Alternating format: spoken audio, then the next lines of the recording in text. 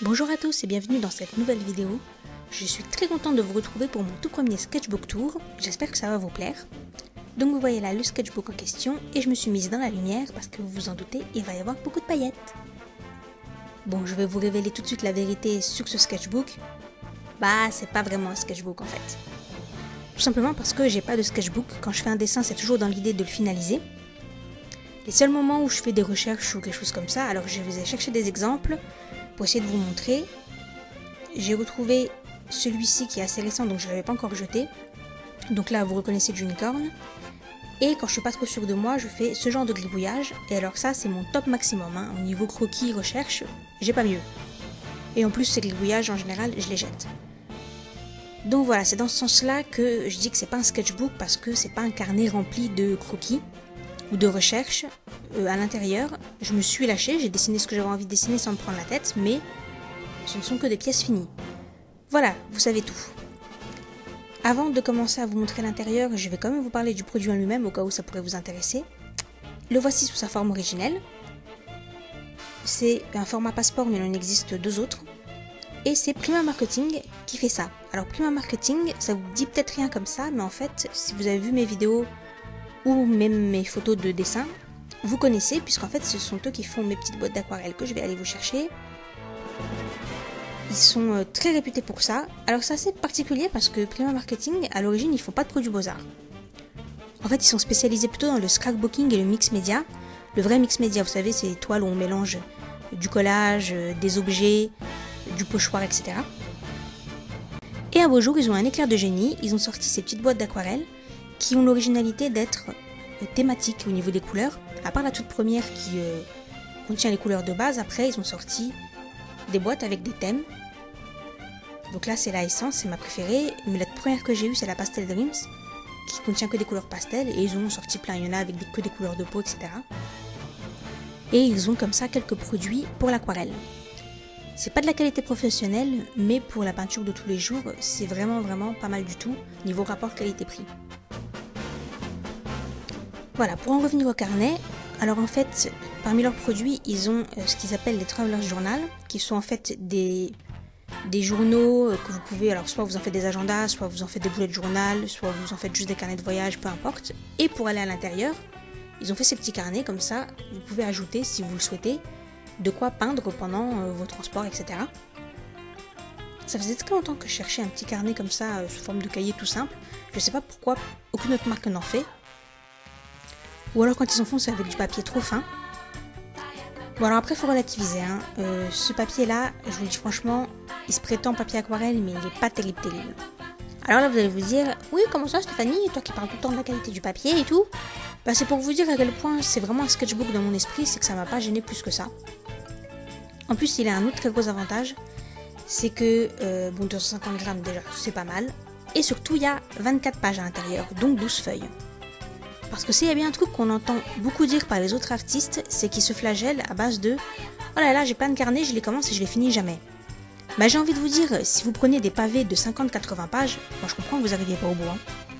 1 mois, 2 mois sur le même papier, du même carnet, du même format, on en a vite marre.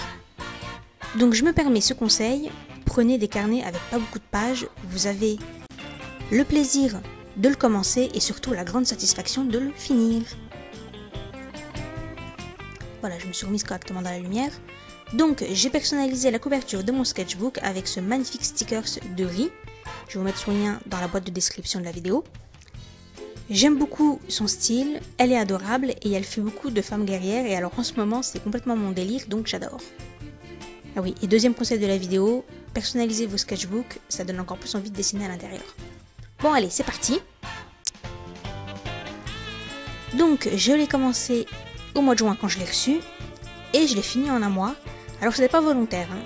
Au début, je me suis rendu compte qu'au bout de 15 jours, j'avais déjà fait la moitié, alors je me suis dit, allez, challenge, tu finis l'autre moitié en 15 jours, comme ça, ça fera un mois. Alors je vous avoue qu'en plus de Junicorn et de mes illustrations habituelles que vous voyez sur Insta et tout ça, ça a été quand même un peu chaud, mais j'ai réussi et je suis pas peu fière de moi. Bon, cela étant, je vais pas faire ça pour chaque carnet, hein. Là c'est exceptionnel. Alors la première illustration, vous la connaissez si vous m'avez suivi sur Instagram ou Amino. c'était une photo de mode que j'ai bien aimée, que je me suis appropriée. C'était une fille asiatique avec des pompons comme ça. Je l'ai refait à ma sauce. Alors c'est quelque chose que j'aime beaucoup faire, hein. Reprendre des images que je vois à droite à gauche. Et oh, ça brille! Et les redessiner. Alors souvent c'est des photos de mode ou des photos d'art. Ou l'autre chose que j'aime beaucoup, c'est les captures d'écran de scènes de films. Niveau ambiance ou expression des personnages, c'est vraiment le top. Alors la petite plante, en fait, c'est... Alors vous allez la trouver dans mes Pinterest, donc j'avais juste envie de dessiner une plante, ça ne méritait pas une illustration, donc typiquement, ça va dans le sketchbook. Et la peinture magnifique irisée qui brille là de mille feux, c'est la même que sur ma vidéo de la tête coupée.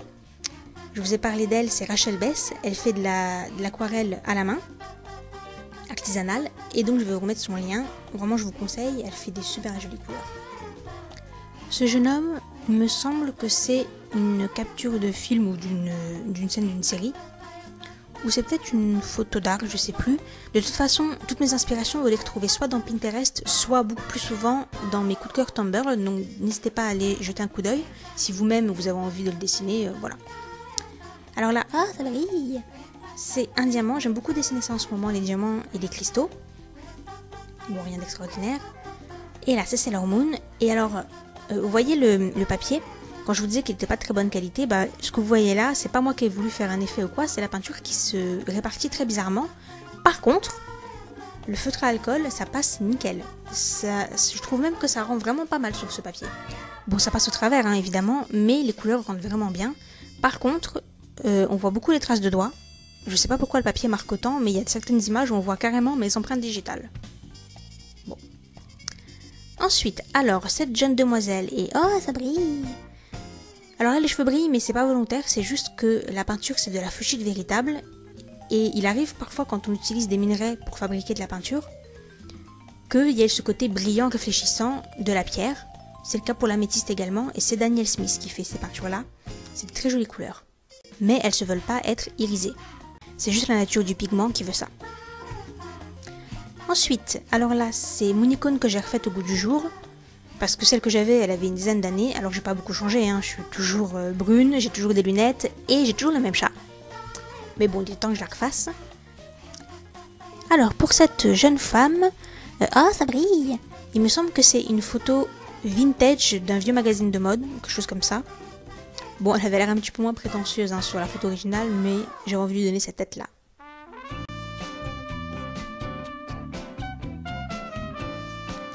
Voilà, ensuite nous avons un gros chat. Et là, ce jeune homme, en fait à l'origine c'est une photo de mode d'une femme qui est habillée en homme et qui est en train de se reboutonner.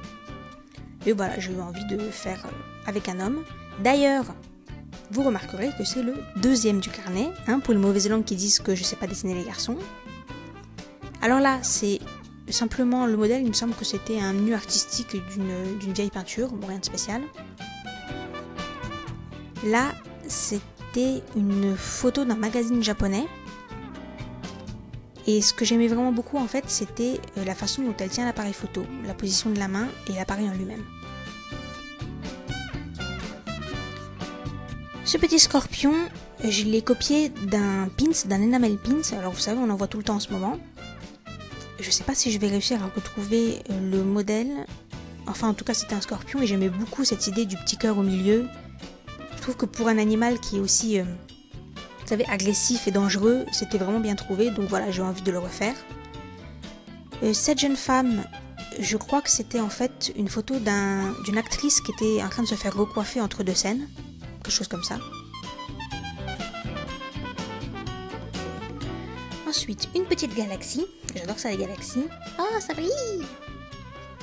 Oh là, je me suis lâchée sur les paillettes. Hein. Voilà. Ensuite, là, c'était une photo d'art d'une femme qui se mirait. Ensuite, alors là, c'est dans mes Pinterest et c'est, vous savez, ces vieilles pancartes qu'on trouve aux États-Unis un peu rétro avec des couleurs pastel, bleu, rose. Je trouve ça très sympa et j'ai refait ça façon exorcisme médium et love spell.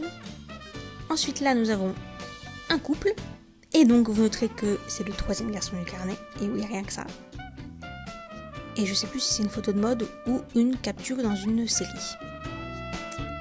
Alors là, il me semble bien que c'était une photo d'art et d'une femme dans une baignoire. Et pour finir, cette femme les cheveux au vent, oh ça brille, avec un fond cuivré. Je suppose que je me suis aussi inspirée d'une image, en tout cas si c'est le cas, c'est dans mes Tumblr. Et voilà, c'est fini. Bon bah écoutez, j'espère que ça vous a plu. En tout cas, moi je suis vraiment contente d'être arrivée au bout de ce petit carnet, j'ai déjà entamé un deuxième. Voilà combien de temps je mets à le terminer. Moi je vous retrouve bientôt dans une nouvelle vidéo, d'ici là portez-vous bien, bye.